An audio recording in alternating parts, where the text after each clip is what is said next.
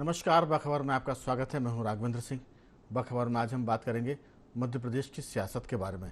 दरअसल पिछले कुछ दिनों से कांग्रेस और बीजेपी के भीतर डैमेज कंट्रोल को लेकर कवायद हो रही है। कांग्रेस भी एक्टिव है और बीजेपी भी। कल सबसे खास बात यह थी कि भाजपा की तरफ से पूर्व मंत्री दीपक जोशी ने भाजपा छोड़ने की बात की थी। इसी को लेकर बीजेपी के भीतर सनसनी थी और आज उसने डैमेज कंट्रोल कर लिया। नरोत्तम मिश्रा गृह मंत्री ने कहा कि दीपक जोशी का बहुत ही भाजपा का जो से जुड़ाव है वो पारिवारिक है और उनके पिता राजनीतिक संत थे। कैलाश जोशी मध्य प्रदेश के मुख्यमंत्री रहे हैं, भाजपा के प्रदेश अध्यक्ष रहे हैं, इसके साथ साथ लोकसभा के सदस्य भी रहे और राज्यसभा में भी वो भेजे गए थे पार्टी की तरफ से। बहुत समझाने के बाद आज दीपक जोशी ने यह बयान दिया कि वो पार्टी के लोगों से बात कर अपना फैसला लेंगे। अब एक बात तो ये हुई, दूसरी बात यह कि भाजपा के भीतर जो विधायकों की स्थिति है उसको लेकर मुख्यमंत्री शिवराज सिंह ने आज कुछ विधायकों से 1-to-1 बातचीत की है। लगभग 2 दर्जन विधायकों को समझाया, उनका रिपोर्ट कार्ड दिया है और कहा कि अगर अभी भी आप नहीं माने, नहीं सुधरे तो फिर जो फैसला होगा उसको लेकर आप ऐतराज मत करिए।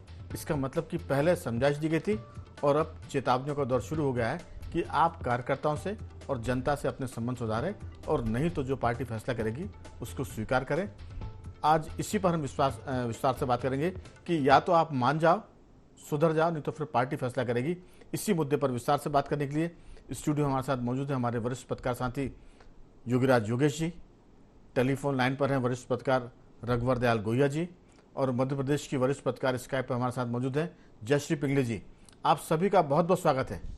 चर्चा की शुरुआत योगीराज जी आपके साथ कि ये जो मामला है कोई 1-2 दिन का नहीं है। भाजपा और कांग्रेस लगातार सर्वे करा रही है।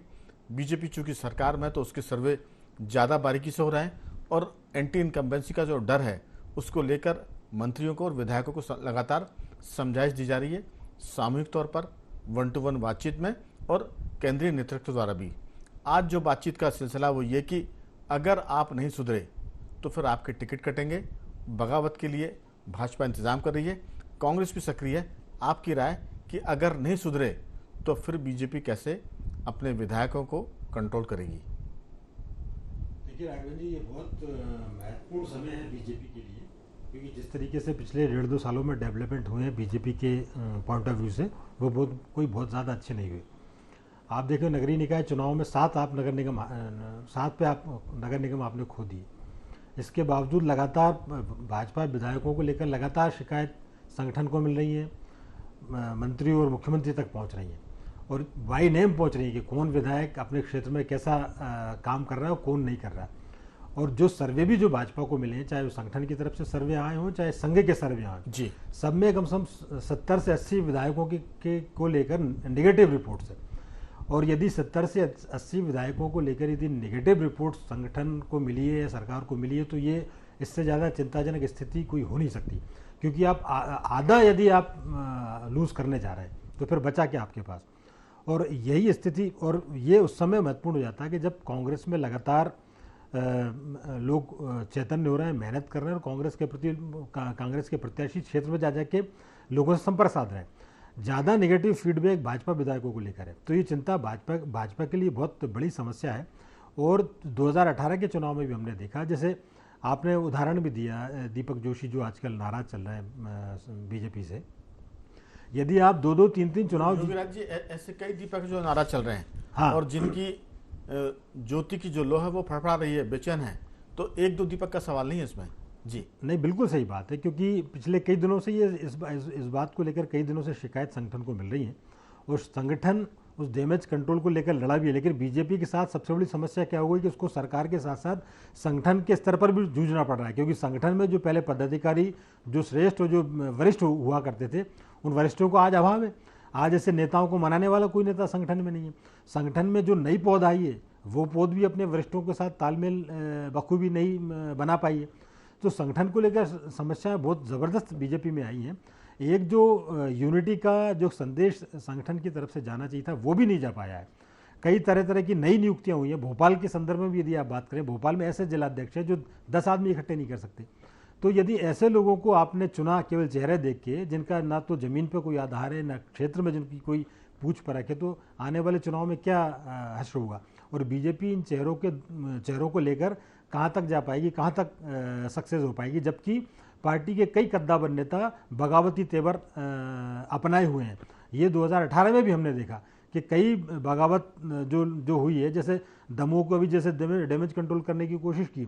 बीजेपी जो 4-6 सीटों से जो रह पाई थी, उसका कारण भी ये था कि कई सीनियर लीडरों ने बगावती तेवर अपनाए थे, और बीजेपी के और संगठन के नेताओं को अहंकार देखिए कि उन्होंने उन्हें मनाने की कोशिश भी नहीं की। उन्होंने ये समझा कि 2, 4, 6, 10 सीटें चली भी जाए तो क्या होगा। तो अब ये अहंकार चलने वाला नहीं है। मुख्यमंत्री जी ने सही कहा, जो आज की बैठक की जो आप बता रहे हैं, कि सुधर जाओ वरना जनता सुधार देगी। तो ये बहुत महत्वपूर्ण समय है भाजपा के नेताओं के लिए। और अभी समय ऐसा नहीं है कि समय चला गया, 6-7 महीने में काफ़ी आप कंट्रोल कर सकते हैं। अब ये देखने वाली बात होगी कि संगठन और सरकार स्तर पर क्या इसमें उपाय किए जाते हैं और विधायक खुद अपना परफॉर्मेंस कैसे सुधारते हैं। बिल्कुल यही बात मेरा ये कहना है इसमें कि भाजपा का जो चुनाव चुनने पहले हुआ करता था वो दीपक था, और दीपक जोशी से लेकर दीपक विजयवर्गीय जो भाजपा के मुख्य प्रवक्ता रहे हैं, संवाद प्रमुख रहे, ये सब छटपटा रहे हैं, बेचैनी है। रायसेन की हम बात करें तो वहाँ पूर्व मंत्री गौरीशंकर शेजवार के पुत्र मुदित शेजवार भी बेचैन हो रहे हैं। इसके बाद हमने दमोह की बात की थी, इसके पहले दमोह में जयंत मलैया के पुत्र सिद्धार्थ मलैया वापसी अभी हुई है भाजपा के भीतर।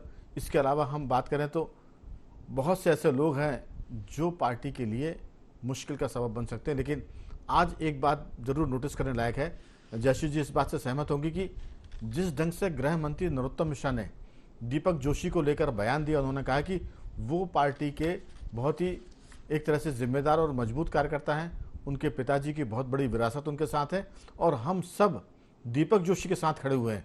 और उसके बाद से दीपक जोशी के बयानों में, बातचीत में थोड़ा सा तनाव कम हुआ है, वो पार्टी के पक्ष में झुके हैं और उन्होंने कहा है कि वो पार्टी संगठन से बात करके कोई निर्णय लेंगे। तो ऐसा लगता है कि कल तक जो बात हो रही थी कि उन्होंने ऐलान किया था कि वो कांग्रेस ज्वाइन करने वाले हैं, लेकिन नरोत्तम मिश्रा जैसे लोगों की पहल पर स्थिति सुधर भी रही है। इसी को डैमेज कंट्रोल करने की बात कहते हैं। जयश्री जी एक बात और मैं इसमें जोड़ूंगा, जिस ढंग से जयंत मलैया का 75वां जन्मदिन मनाया गया था, उसमें कैलाश विजयवर्गीय की जो भूमिका थी वो भी डैमेज कंट्रोल करने वाली थी। उन्होंने सार्वजनिक कार्यक्रम में पार्टी के बतौर राष्ट्रीय महासचिव जयंत मलैया से माफ़ी मांगी थी हाथ जोड़कर, और कहा था कि वो भाजपा के महासचिव के रूप में उनसे माफ़ी मांगते हैं। तो ये बीजेपी ने तो काम शुरू कर दिया है। कैलाश विजयवर्गीय उसमें एक्टिव है, नरोत्तम मिश्रा उसमें सक्रिय हैं, शिवराज सिंह चौहान लगातार कोशिश कर रहे हैं। तो लेकिन ये कोशिशें कितना रंग लाएंगी, क्योंकि कांग्रेस भी उतनी ताकत के साथ अपने लोगों को संभाल रही है और भाजपा के जो असंतुष्ट हैं उन पर नज़र रखे हुए दीपक जोशी से कमलनाथ की बातचीत, दिग्विजय सिंह की बातचीत ये बताती है कि कहीं ना कहीं कांग्रेस भाजपा की कमज़ोर नस को, कमज़ोर कड़ी को पकड़े हुए है और उस पर सबकी नज़र है। एक चीज़ इसमें और मैं ऐड करना चाहूँगा माफ़ी के साथ, सुरेंद्र पटवा जो सुंदरलाल पटवा के भतीजे हैं, उनसे भी कांग्रेस के नेता मुलाकात कर रहे हैं। तो ये कितना रंग लाएगी ये तो आने वाला वक्त बताएगा। लेकिन स्थितियाँ ऐसी है कि तू डाल तो मैं पात पात।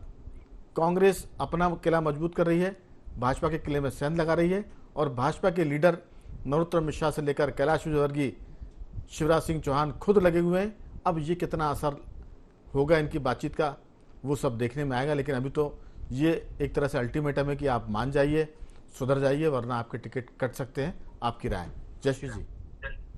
जी देखिएगा कि दीपक जोशी जी का मसला ये सिर्फ इस चुनाव का नहीं है, पिछले चुनाव में भी हमने देखा हुआ है कि उनकी मुलाकात जो है कमलनाथ से करीब करीब हो गई थी और तब भी ये चर्चा थी कि वो पार्टी छोड़ रहे हैं। जी दरअसल एक बहुत लंबा सिलसिला है ये, जो भाजपा जिस तरीके से बहुत ताकतवर हुई है और उसके बाद उसने जिस तरह से जो उसके कमिटेड कार्यकर्ता हैं उनको एक उपेक्षा या साइडलाइन वो महसूस कर रहे हैं, उसका भी एक बहुत बड़ा कारण है। दूसरा, जिस तरह का क्राइटेरिया उन्होंने बनाया कि 40 के ऊपर नहीं, 50 के अंदर नहीं, संगठन में ये नहीं, पार्टी में वो नहीं, तो ये तमाम जो चीजें हैं ये सोचने के लिए और एक नयापन देने के लिए और लीडरशिप को नए तरीके से पार्टी लूज न करे सत्ता का जो एक मामला है उसे, तो उसको देखते हुए ये सब ठीक है। लेकिन वो जो कार्यकर्ता, जैसे कि बहुत महत्वपूर्ण चीज कैलाश विजयवर्गीय जी ने कही थी जयंत मलैया के कार्यक्रम में, उन्होंने कहा था कि देखिए साहब, एक बहुत इतना इतना बड़ा कार्यकर्ता या इतना बड़ा नेता तैयार होने के लिए बहुत साल लगते हैं, बहुत परिपक्वता लगती है, बहुत समय लगता है, तब एक इस तरह की लीडरशिप खड़ी हो पाती है। और अगर आज पार्टी उस लीडरशिप को दरकिनार कर रही है, कुछ नियम कायदे कानून और कुछ ऐसे सरप्राइजिंग टाइप के बहुत ही आश्चर्यचकित कर देने वाले संगठन में नाम आते हैं, टिकट में नाम आते हैं, समझ में नहीं आता ये टिकट आया कहाँ से। तो और कई बार ऐसा होता है कि कास्ट इक्वेशन इतनी भारी है आजकल बीजेपी में कि जी बीजेपी का ये चेहरा नहीं था। बीजेपी पूरी तरह से एक अलग सोशल इंजीनियरिंग के लेवल पर अपने कैंडिडेट्स को तय कर रही है, संगठन में पदों को क्रिएट कर रही है। तो ये तमाम एक अलग हम वो दौर देख रहे हैं जो कांग्रेस बहुत बुलंद थी और कांग्रेस में ये सब होता था, वो आज जयश्री जी, बीजेपी में हो रहा है। जयश्री जी, आपने कहा तो सोशल ये बीजेपी की जो सोशल इंजीनियरिंग है वो बड़ी स्ट्रांग हुआ करती थी, वो कभी जात पात पर नहीं गई थी। आप देखिए कि भोजपुर एक ऐसी सीट है जहां सुरेंद्र पटवा या सुंदरलाल पटवा जी की बात करें, पटवा जी अलग जाति पंथ के थे, उस हिसाब से वहाँ वोटर नहीं थे, लेकिन पटवा जी वहाँ लगातार जीतते रहे। न केवल सुंदरलाल पटवा जी जीते बल्कि सुरेंद्र पटवा जी भी जीते। भोपाल की हम बात करें तो उमाशंकर गुप्ता जिस क्षेत्र से चुनाव जीते थे, वहाँ कोई उस कम्युनिटी के वोटर बहुत नहीं थे। तो बीजेपी कभी भी इस जात पात के आधार पर टिकट नहीं बांटती है, ना वो जात पात के आधार पर काम करती। जो कांग्रेस करती थी, बीजेपी एकदम उससे अलग थी। अगर वो कांग्रेस के ट्रैक पर जाएगी तो फिर दिक्कत होगी। जी जी, वही चीज दिखाई दे रही है कि वो टोटल आप संगठन में नियुक्तियों को देखिए, तमाम चीजों को देखिए। दूसरा सबसे बड़ी बात है कि जो एक स्ट्रक्चर था आरएसएस का, जो हर स्तर पे संभाग में, जिले में संगठन मंत्री, महामंत्री हुआ करते थे, और वो इस तरह के लोग हुआ करते थे जो कि मध्य प्रदेश से ही निकले हुए हैं, जो हर एक छोटे से छोटे कार्यकर्ता से लेके बड़े से बड़े कार्यकर्ता तक को पहचानते थे, उसकी बात सुनते जी थे। तो आप देखिए कि बीजेपी में आज के दौर में वो जो एक समानांतर संगठन की ताकत थी, वो वो ताकत, वो कहीं ना कहीं जो कम्युनिकेशन था, जो एक ब्रिज था सरकार के बीच में, जो संगठन काम करता था, या संभागीय संगठन मंत्री या कह लीजिए प्रदेश के संगठन महामंत्री काम करते थे, वो एक डरका हुआ सा लगता है, वो एक दूसरे तरीके से चलता हुआ सा जी दिखता है। जो बिल्कुल। आज आईटी सेल कह लीजिए या डिजिटल लेवल पे जो इलेक्शन फाइट होता है या संगठन चल रहा है, उस लेवल पे वो बेहतर हो सकता है। लेकिन हर व्यक्ति के लिए जो एक पर्सनल बातचीत का दौर था, या पर्सनल उसकी ग्रीवेंसेस थी, उसकी शिकायतें थी, उसको जो सुनने की बात थी, या जो एक उसको महत्व देने की बात थी, वो खत्म हो रही है। दूसरा आप देखिए बिल्कुल। कि जी अब चुनाव के लिए 6 महीने भी नहीं बचे हैं, और तब पद और नियुक्तियों का दौर शुरू हुआ है। तो संगठन में लंबे समय तक हर एक को अपेक्षा है कि 20 साल की सरकार हो रही है, और उसे क्या हासिल हुआ। तो जब वो देख रहा है कि वो अभी भी लेकिन सिर्फ जयश्री जी, दरअसल बीजेपी के भीतर अभी कुशवाहा ठाकरे और प्यारेलाल खंडेलवाल के तराशे हुए लोग हैं। उसमें शिवराज सिंह चौहान का नाम शामिल है, उसमें कैलाश विजयवर्गीय, उसमें प्रहलाद पटेल का नाम है, उसमें नरेंद्र सिंह तोमर का नाम है। अगर ये फिर से एक्टिव होते हैं तो जो बीजेपी के भीतर नई भाजपा और पुरानी भाजपा की बात है, अगर ये नई बीजेपी और पुरानी बीजेपी मिलकर काम करेंगी तो रिजल्ट पॉजिटिव आ सकते हैं। लेकिन उसमें नरेंद्र सिंह तोमर, शिवराज सिंह चौहान के साथ कदमताल करनी पड़ेगी, कैलाश विजयवर्गीय को कदमताल करनी पड़ेगी, प्रहलाद पटेल की बात करें तो उनको साथ आना पड़ेगा। और ये सब मिलकर जब काम करेंगे तो फिर वो जो नई बीजेपी है वो इनके साथ एक तरह से प्रयास करेगी राजनीति में कि किस ढंग से संगठन को मजबूत किया जाता है और किस ढंग से लोगों को मनाया जाता है, किस ढंग से ठीक किया जाता है। तो ये बहुत सारी बातें हैं जिस पर चुनाव के चलते हम लोग विस्तार से बात करेंगे। लेकिन अभी तो मैं पूछूंगा गोहिया जी से।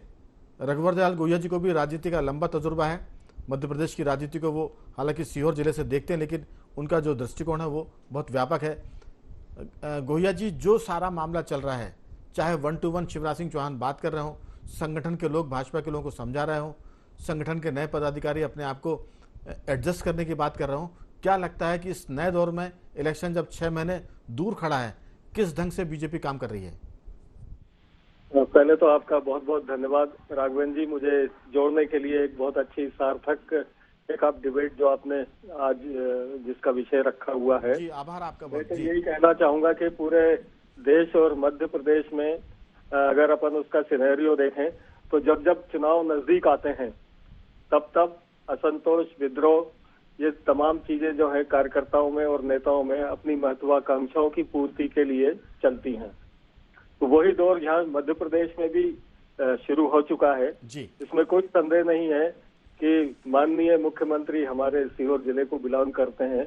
उनका पूरा व्यक्तित्व एक राजनेता का नहीं है, बल्कि एक मुख्यमंत्री के रूप में सबसे नीचे के स्तर के कार्यकर्ता का है। यानी वो बिल्कुल इतने इजिंग गोइंग वे में हर आदमी से, आम आदमी से मिलते हैं कि कोई कल्पना नहीं कर सकता। इसमें तो कोई संदेह नहीं। लेकिन जब जब भी सत्ता लंबे समय तक किसी भी दल की चलती है, तो वहाँ हमारा जो अनुभव है वो ये है कि किसी न किसी कारणवश संगठन कमजोर हो जाता है, संगठन को पीछे रख दिया जाता है और सत्ता से जुड़े हुए जो भी लोग हैं वो हावी हो जाते हैं। उसमें मैं एक चीज और जोड़ना चाहूंगा, वो है ब्यूरोक्रेसी, ब्यूरोक्रेट्स। आप देखेंगे कि जितने भी बड़े फैसले हुए हैं या होते हैं उसमें कहीं ना कहीं नेताओं का नाम तो होता है, लेकिन पीछे पर्दे के पीछे ब्यूरोक्रेट्स होते हैं। अभी आपने बात करी थी माननीय आपके जो पूर्व मुख्यमंत्री जी की, दीपक जोशी जी की बात है, तो ये नया मुद्दा नहीं है। आपको याद होगा कि अभी कुछ महीने पहले भी इसी तरह से दीपक जोशी जी जब चुनाव हुए थे, ज्योतिरादित्य सिंधिया जी वाला जो फैक्टर हुआ था, तब भी वो बहुत नाराज थे और उस समय जैसे तैसे उन्हें मना लिया गया था। तो ये तो आज ही आपने बताया कि मिश्रा जी ने जो है, नरोत्तम मिश्रा जी ने उन्हें वरिष्ठ कार्यकर्ता कहा है। मैं उन्हें वरिष्ठ नेता कहूंगा। कैलाश जोशी जी के सुपुत्र होने के अलावा उन्होंने पार्टी को, संगठन को बहुत बड़ा योगदान दिया है, तो वो एक वरिष्ठ नेता है। वरिष्ठ कार्यकर्ताओं की तो भारतीय जनता पार्टी में एक लंबी फौज है। पर लेकिन रघुवर जी, एक रिवाज है, जैसे कांग्रेस में लोग कहते हैं कि मैं कांग्रेस का सिपाही हूं। हमने कई बार मुख्यमंत्रियों को, बड़े बड़े केंद्रीय नेताओं को सुना कि हम सिपाही हैं। तो बीजेपी के भीतर कहा जाता है कि जो भी है वो कार्यकर्ता है, लीडर बाद में है। इसलिए मुझे लगता है कि नरोत्तम मिश्रा जी ने कहा हुआ कि वो पार्टी के कार्यकर्ता, वरिष्ठ कार्यकर्ता हैं। बाकी तो लीडर तो एक ही होता है, जो मुख्यमंत्री या अध्यक्ष है, प्रदेश अध्यक्ष। जी बता रहा हूँ जी कि वो एक वरिष्ठ नेता है अपने क्षेत्र के जी। और क्षेत्र के लोग तो नहीं कहेंगे वरिष्ठ कार्यकर्ता, चाहे सीनियर हो चाहे जूनियर, वो उन्हें नेता के रूप में ही इस तरह के जो व्यक्तित्व हैं, चाहे वो कहीं भी हो, उनको देखेंगे। आप देखिए, मैं आपको एक राजगढ़ का उदाहरण बताता हूँ। कांग्रेस पार्टी की सांसद प्रत्याशी रही मोना सुस्तानी, आप जानते होंगे उनको, और कांग्रेस के ही एक पूर्व विधायक रहे प्रताप मंडलोई। इन सबका अपना बड़ा प्रभाव था, लेकिन कांग्रेस जब हाशिए पे आई तो किन्हीं परिस्थितियों वश, किन्हीं ना किसी कारणवश कांग्रेस से बीजेपी में आ गए वो लोग। सीहोर जिले की आप बात करें, चूंकि सीहोर में यहाँ का निवासी भी हूँ, तो मुझे थोड़ा सा सामान्य उससे थोड़ी जानकारी है। कि आप यहाँ देखिए, हमारे विधायक महोदय हों, हमारे जिला पंचायत अध्यक्ष महोदय हों, और बाकी के दूसरे जो प्रमुख जो पदों पे बैठे हुए लोग हैं, वो कहीं ना कहीं मूल रूप से जनसंघ के या भारतीय जनता पार्टी के कार्यकर्ता नहीं रहे, वो सब कांग्रेस से आए हुए लोग रहे। तो अभी भी जो सामंजस्य की बात होनी चाहिए, आपने भी कहा था, वो सामंजस्य का कहीं अभाव है। तो एक पार्टी का कार्यालय है, उसके पैरेलल कोई अघोषित रूप से दूसरा कार्यालय भी चल रहा है। तो ऐसी स्थिति में जो पब्लिक में जो मैसेज जाना चाहिए कि एक रूपता, सारे लोग एक हैं, वो कहीं खंडित हुआ है। और उसके पीछे वही मैं बात बार बार कहूंगा कि जितने भी प्रभारी मंत्री हैं या जो मंत्री आते हैं, सभी जिलों में जाते हैं, तो एक वो वर्ग विशेष से जुड़कर ही रहते हैं। आम कार्यकर्ता उनसे नहीं मिल पाता है। तो बाकी दूसरे लोगों की बात, अभी सबसे खास बात तो है कि आप आम कार्यकर्ताओं से मिलिए और जनता के से सीधा संवाद करके उनकी दिक्कतों को दूर करिए, ताकि आपकी छवि निखर जाए, जो नेगेटिविटी वो खत्म हो जाए और लोग आपको फिर से प्रत्याशी के रूप में स्वीकार करें। चाहे अगर आप विधायक हैं तो दोबारा विधायक का टिकट आपको मिल जाए, और मंत्री हैं तो फिर से आप प्रत्याशी बन जाए भाजपा के विधायक प्रत्याशी के रूप में। तो योगीराज जी, मामला वही है कि भाजपा के भीतर जो पुरानी और नई भाजपा है, उसमें शिवराज सिंह चौहान, नरेंद्र सिंह तोमर, कैलाश विजयवर्गीय, खुद नरोत्तम मिश्रा, अब प्रदेश अध्यक्ष बी डी शर्मा, अगर ये सब मिलकर एक साथ कदम ताल करेंगे तो नतीजे सकारात्मक आ सकते हैं। लेकिन अभी तो समझाने, बुझाने और चेतावनी का दौर है। विधायकों को समझाया जा रहा है, अभी चेताया जा रहा है। उसके बाद जब टिकट कटेंगे तो फिर उनको काबू में किया जाएगा, ताकि वो बगावत भी ना करें और पार्टी के लिए काम करें। आपकी राय?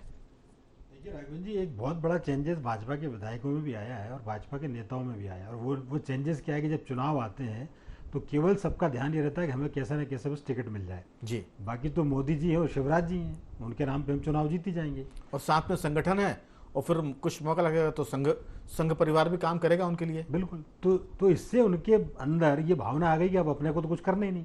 पिछले विधानसभा चुनाव में हमने कई ऐसे प्रत्याशी देखे जो मंच पे पीछे हाथ खड़े करके खड़े रहे, बस उनका प्रचार नेताओं ने किया, जीत गए।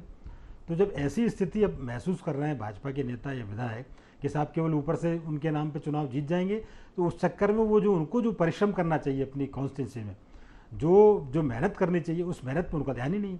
अब दीपक जोशी का मान लो आप उदाहरण दें, हम सब कहते हैं साहब वो बड़े संत पुरुष और कैलाश जोशी के बेटे हैं और बड़े नेता हैं। आप बताइए, मंत्री रहते चुनाव हार गए 2018 में वो।